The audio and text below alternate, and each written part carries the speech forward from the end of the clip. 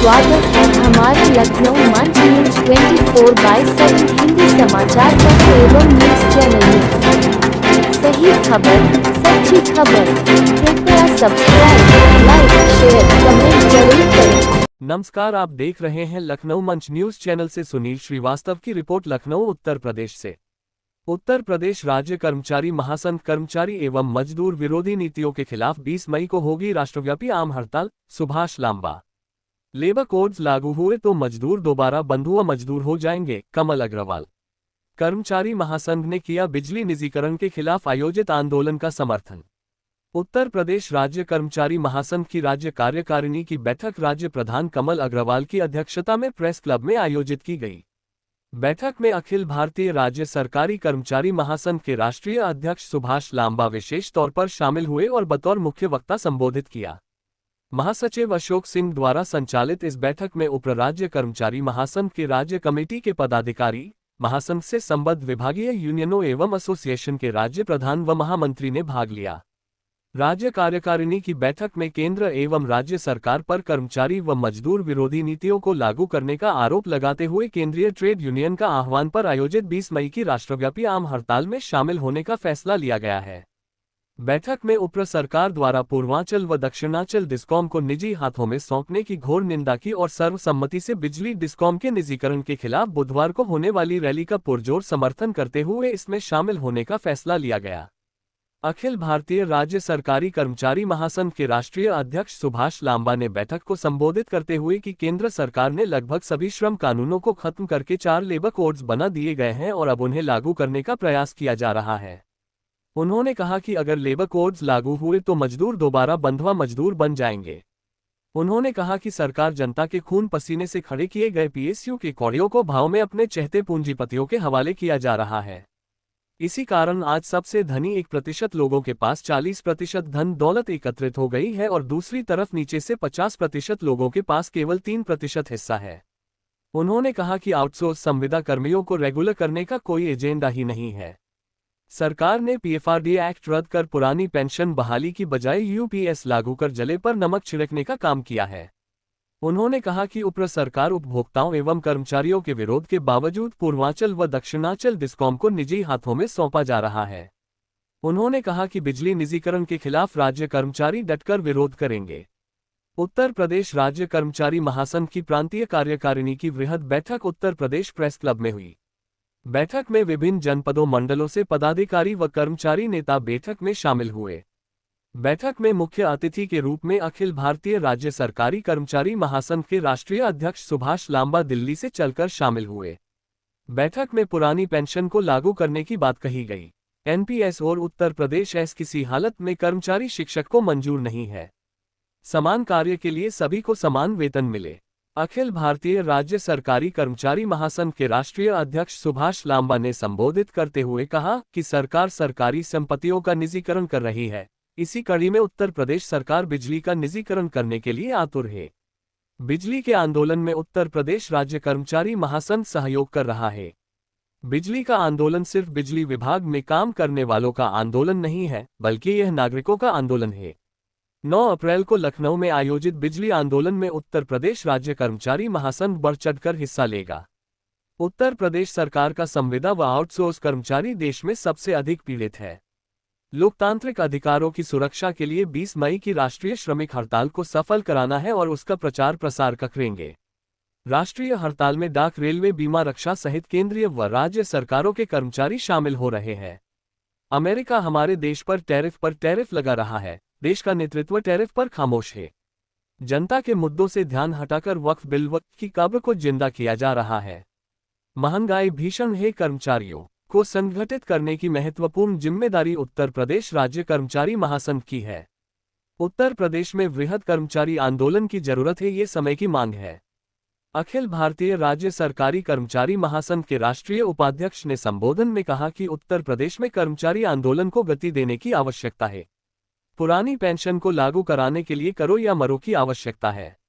उत्तर प्रदेश नियमित work charge daily wages श्रमिक महासंघ के प्रांतीय अध्यक्ष सत्यनारायण त्रिपाठी ने कहा कि कर्मचारी आंदोलन ने श्रमिकों को मान सम्मान दिलाया। इस मान सम्मान ने कर्मचारियों को सुविधा भोगी बना दिया है। आउटसोर्स की सेवा फाउलसोर्स है। निजीकरण को रोकने के आंदोलन को मजबूत करने की आवश्यकता है। उत्तर प्रदेश प्राथमिक शिक्षक महासंघ के अध्यक्ष यशपाल सैनी ने कहा कि संगठन को बलशाली बनाने के लिए सदस्यों की एकता जरूरी है। अखिल भारतीय राज्य सरकारी कर्मचारी महासंघ की राष्ट्रीय पार्षद निधि ने कहा कि कर्मचारियों में संवाद बढ़ाने की आवश्यकता है, पुरानी पेंशन की लड़ाई योजनाबद्ध तरीके से करने की आवश्यकता है।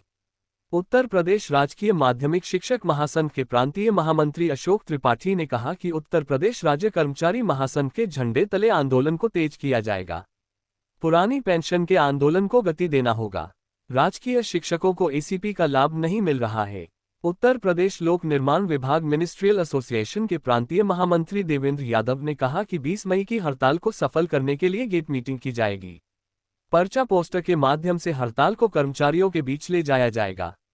बैठक में मुख्य रूप से उत्तर प्रदेश राज्य कर्मचारी महासंघ के प्रांत अध्यक्ष कमल अग्रवाल एवं महामंत्री अशोक सिंह, पूर्व महिला महामंत्री निधि, उत्तर प्रदेश पेंशनर्स फेडरेशन के राष्ट्रीय उपाध्यक्ष एसपी सिंह, पेंशनर्स फेडरेशन के प्रदेश अध्यक्ष अमरनाथ यादव, वरिष्ठ उपाध्यक्ष बीएल कुशवाहा, महामंत्री ओपी त्रिपाठी, अखिल भारतीय राज्य सरकारी कर्मचारी महासंघ के राष्ट्रीय उपाध्यक्ष Kamlesh Mishra, Uttar Pradesh federation of ministerial service association के प्रांत अध्यक्ष संदीप पांडे, महामंत्री मंसूर अली, उत्तर प्रदेश चतुर्थ श्रेणी राज्य कर्मचारी महासंघ के प्रांतीय महामंत्री जीके शर्मा, उत्तर प्रदेश नियमित वर्क चार्ज डेली वेजेस श्रमिक महासंघ के प्रांतीय अध्यक्ष सत्यनारायण त्रिपाठी, महामंत्री रामभजन मौर्य, उत्तर प्रदेश राज्य कर्मचारी महासंघ के संरक्षक नरेंद्र प्रताप सिंह, उत्तर प्रदेश प्राथमिक शिक्षक संघ के प्रांत अध्यक्ष यशपाल सैनी, उत्तर प्रदेश शैक्षिक संघ माध्यमिक के प्रांत महामंत्री अशोक त्रिपाठी, आईटीआई मदरसा अनुदेशक संघ सुफिया बानो, उत्तर प्रदेश लोक निर्माण विभाग मिनिस्ट्रियल एसोसिएशन के प्रांतीय महामंत्री देवेंद्र कुमार यादव,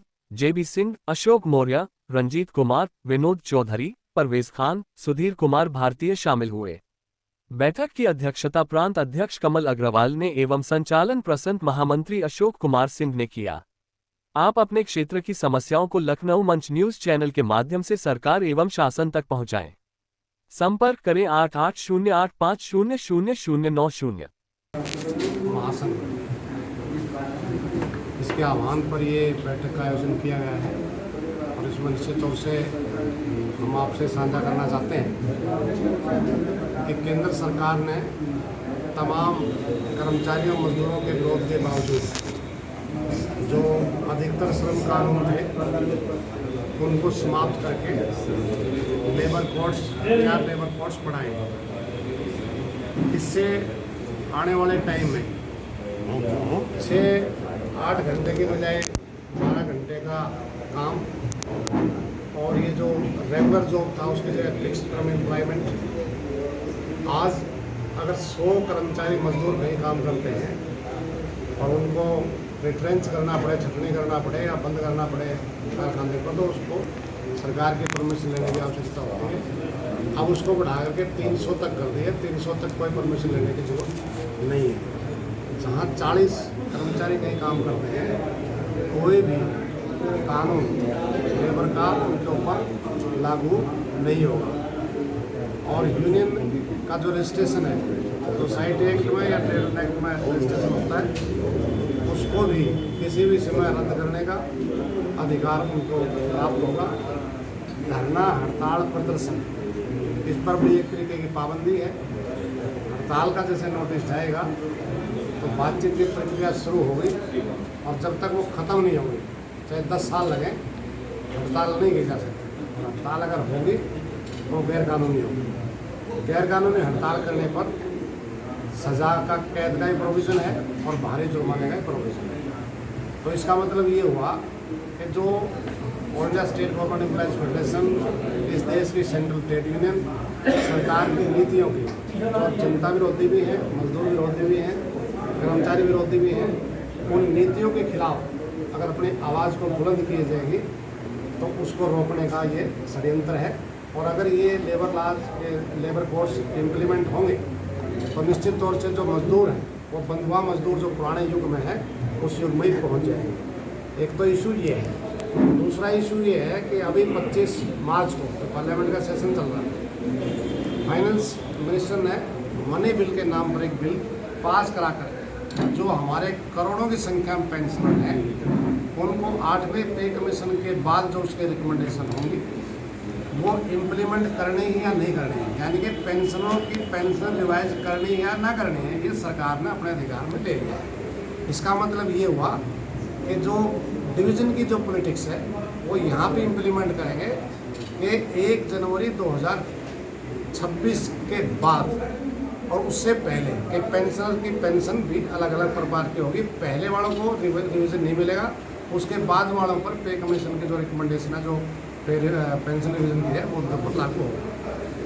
तीसरा इशू इसमें ये है, इसकी भी हम निंदा करते हैं और इसको लेकर के जो पेंशनर फेडरेशन है वो भी 22 अप्रैल को पूरे देश में इसको लेकर के प्रदर्शन करेगी।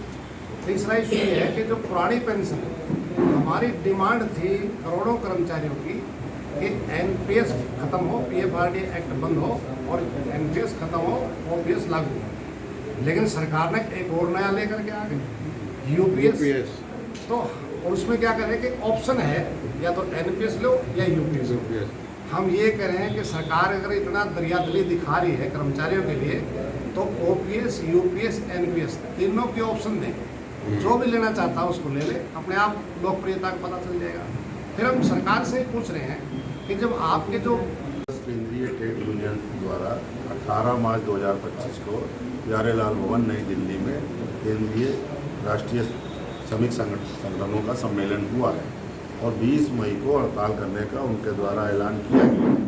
उत्तर प्रदेश राज्य कर्मचारी महासंघ अपने समस्त संबद्ध घटकों के साथ आज यहाँ प्रेस क्लब में वार्ता कर रहा है और वार्ता करके जो भी आज निर्णय निकलेगा उसके माध्यम से आपको पुनः सूचित किया जाएगा।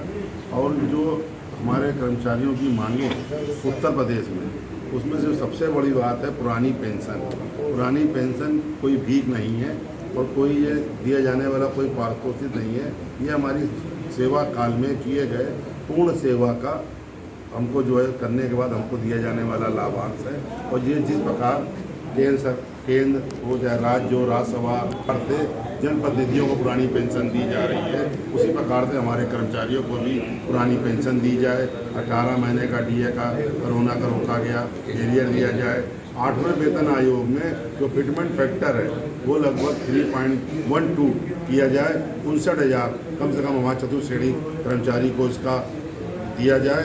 और इसके साथ ही साथ जो हमारा 50% का महंगाई भत्ता है इसको तत्काल हमारे वेतन से जोड़कर हमारा जो HRA का स्लैब है उसको बढ़ाया जाए और